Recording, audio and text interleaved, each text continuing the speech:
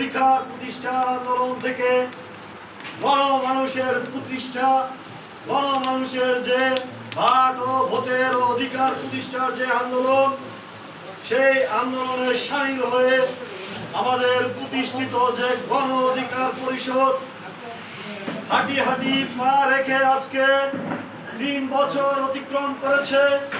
সেই গণ অধিকার পরিষদের দুমকি উপজেলার কার্যালয় উদ্বোধন উপলক্ষে আজকের এই সভায় উপস্থিত আছেন সেই 2000 কোটা সংস্কার আন্দোলন থেকে বিপি নুরুল হক নূরের সাথে বিশ্বস্ততার সাথে কাজ করা এবং পটুয়াখালীতে এই ছাত্র অধিকার গণ অধিকার পরিষদ যার হাত ধরে প্রতিষ্ঠা হয়েছে কৃষিবিদ শহীদুল ইসলাম ফাহিম উচ্চতর পরিষদের সদস্য।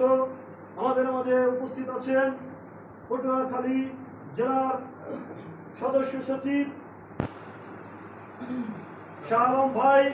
আমাদের মাঝে উপস্থিত আছেন পটুয়াখালী গণ অধিকার পরিষদের আহ্বায়ক সৈয়দ নজরুল ইসলাম মৃদু ভাই সহ দুমকি উপজেলার যারা কান্ডারি সেই 18 সাল থেকে শুরু করে এই 2024 সাল পর্যন্ত এই আওয়ামী লীগ দোসরদের রক্তচক্ষু উপেক্ষা করে এই মাটিতে গণ অধিকার পরিষদকে এখনো সুউচ্চ মর্যাদায় প্রতিষ্ঠিত করেছেন।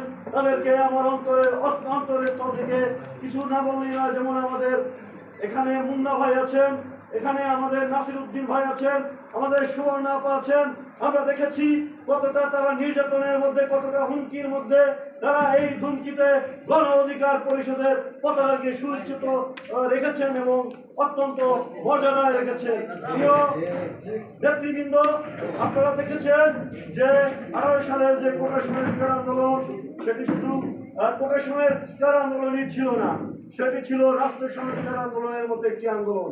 সেই আন্দোলন যখন ব্যর্থ হলো, এই শেখ হাসিনা তার কৌশলের মাধ্যমে এই আন্দোলনকে ব্যর্থ করে দিল এবং আমরা দেখেছি নিরাপদ সড়ক আন্দোলন।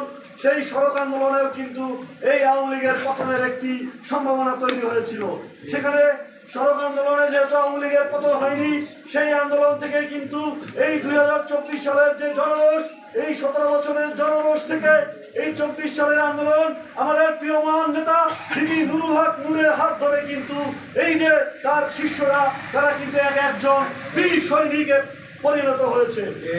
নুরুল হক নূর যখন জেলার ভিতর এই সকল সৈনিকদের কিন্তু কেউ দাবিয়ে রাখতে পারে নাই।